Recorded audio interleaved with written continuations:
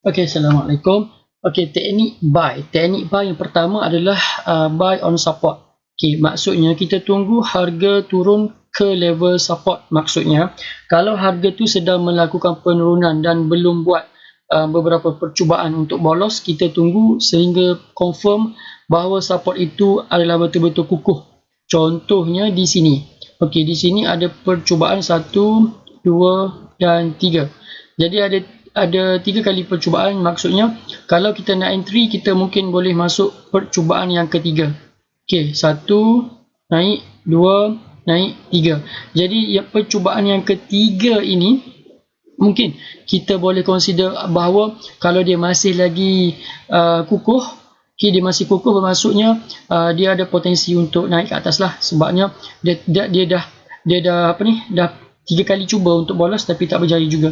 Dan kita hanya beli di sini je lah, di level support, iaitu di paras 0.615. Maksudnya kita beli pada 0.615, ataupun kalau kita rasa macam lambat untuk match, kita boleh consider masuk pada 0.620.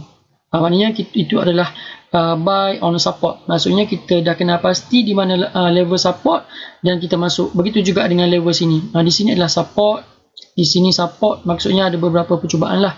Okay, macam ni ada kita boleh kata sangat kukuh lah, sebabnya dia turun, dia naik, dia turun, touch, dia naik, dan dia turun, touch, dan dia naik.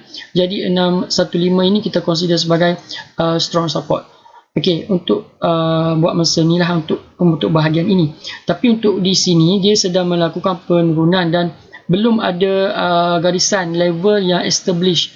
Tapi yang instant support kita boleh ambil yang breakout kat sini. Di sini breakout, so kita boleh consider di sinilah. Okey, consider 670. 670 sebagai support dia lah. Okey, 670 kita letak sebagai support. Maksudnya sekarang harga 675, maksudnya kalau kita entry, kita punya cut loss 670 lah, ataupun bawah 670 iaitu 665. Maknanya kalau dia close bawah pada 665, kita consider untuk cut loss lah. Okay, itu untuk buy on support. Kalau kita tengok counter lain, contohnya counter katakanlah L-Steel. Okay, kita tengok counter L-Steel. Okey, begitu juga counter LST. Di sini kita lihat ada beberapa percubaan. Okey, contoh di sini. Okey, di sini adalah dia punya breakout. Okey, di sini ada satu candle, satu volume besar dan berbentuk satu candle yang panjang. Okey, so kita consider di sini adalah dia punya breakout. So breakout ini kita akan letakkan sebagai garisan RBS ataupun resistance become support. Tetapi untuk case ini dia turun sekejap. Okey, ini adalah sebagai psikologi ya.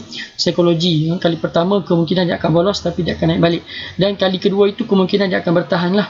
Okey, yang bertahan. So kita boleh consider untuk ambil yang kedua atau yang ketiga. Okey, percubaan yang ketiga. Contohnya ini, okey, percubaan pertama, percubaan kedua dia naik balik, dan percubaan yang ketiga. So percubaan yang ketiga ini mungkin kita kata dia lebih memberi keyakinan ataupun confident kepada kita lah untuk kita entry. Maksudnya 565 adalah buy on support. Sebab apa? RBS resistance di breakout di sini become support di sini pada 565, dan kalau dia turun, dia menghampiri level ini, kita boleh masuk. Kita beli pada level support. Kalau dia close bawah pada support, kita buang. Itu maksudnya. So kita just tunggu je lah. Kita hold selagi dia tak close bawah pada support, kita hold saja. Contohnya ni, dia naik dan dia turun balik. Dia turun balik dan sampai 565 apa ni? Okey, sampai 570. 570. Okey, ini adalah 570. Okey, 570 low. So di sini low adalah 560. Di sini 570, maksudnya dia tidak turun lebih rendah daripada level support ini, dan kita boleh hold lagi untuk kita nak pastikan profit tu running lah. So and then dia pun terbukti bahawa dia terus melakukan kenaikan dan sampai ke atas. Dan kalau kita nak kira berapa profit daripada level ni, dia dah naik. Okay, contoh di sini dia naik sehingga di sini ya. Okey, dia naik sampai 11%.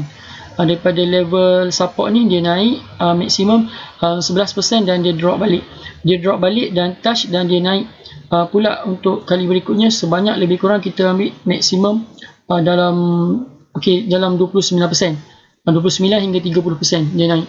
Jadi itu sahamnya dia naik turun dan satu yang kita letakkan adalah kita buy on support, kita beli dekat support. Itu lebih selamat lah. Kalau kita buy dekat atas boleh juga, itu teknik yang kedua, teknik buy on breakout, saya akan masuk kejap lagi. So teknik yang pertama kita buy on support. Kita tengok counter lain, contohnya Xinhua. Xinhua. Jadi ini adalah counter Xinhua. So di sini Xinhua melakukan downtrend, dia turun dan support dia belum bina. Di sini tidak ada support dan akhirnya dia ada melakukan reversal trend ataupun ada volume yang besar masuk kat sini. Tapi di sini ada volume pertama dah masuk sebagai signal pertama sebenarnya. Kemudian dia buat testing untuk bolos support. Ini adalah lower, ni adalah lower yang pertama, kemudian dia naik balik, kemudian dia turun semula dan touch pada lower di sini. Kalau kita check, di sini adalah lower dia RM1.02 dan dia naik. Dia naik pada level RM1.13 dan dia turun semula dan dia touch di sini RM1.02. Maknanya dia sentuh balik, dia turun semula. Kenapa? Yang pertama untuk uji orang yang dah entry dekat sini, dia entry dan dia hold. Kononnya dia nak makan profit, dia nak keep running profit, tetapi dia turun semula. So mungkin orang yang dah entry kat sini dia dah take profit dalam perjalanan di sinilah.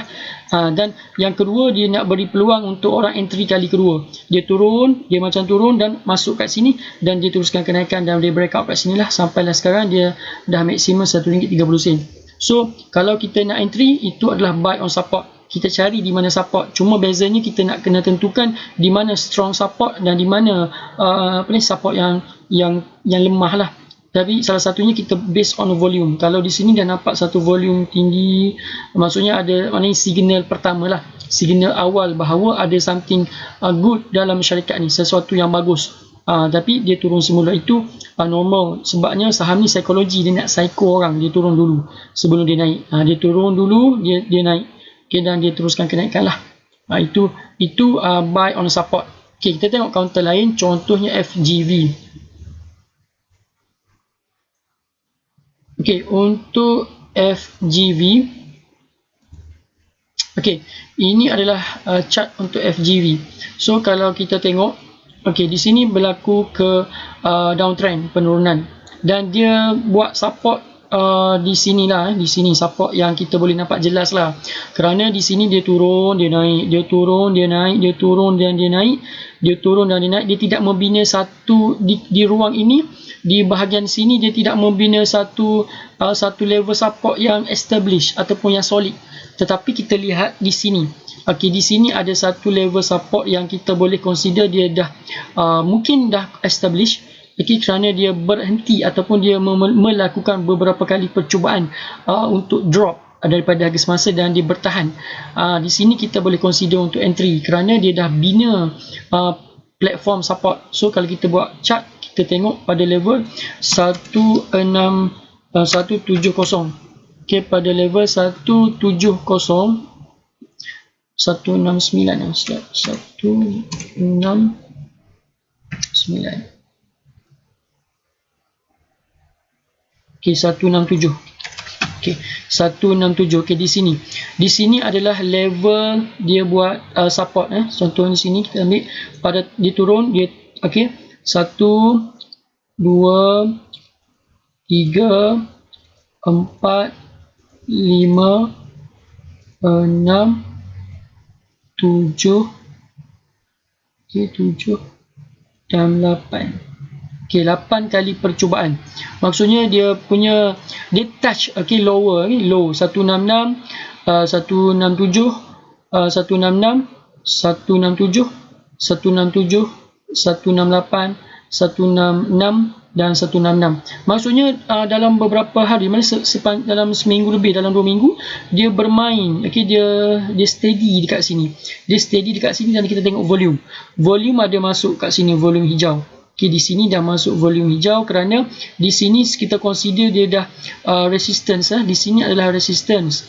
Okay, kalau kita nak lihat resistance, okay, di sini resistance, di sini dia punya breakout. Di sini dah berlaku breakout. Okay, di sini dah breakout dan dia turun dan dia tidak close bawah pada breakout dia ni.